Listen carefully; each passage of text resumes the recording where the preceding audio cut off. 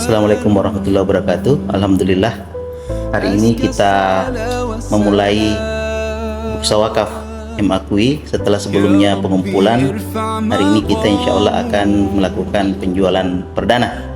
Ini beberapa barang yang masuk, diantaranya stroller bayi, kemudian boncengan bayi di motor, selanjutnya ada sepeda kecil, kemudian ada laptop Dell, kemudian ada tas-tas kecil. Nah, selanjutnya adalah tempat minum. Ini ada beberapa, bisa nanti dipilih.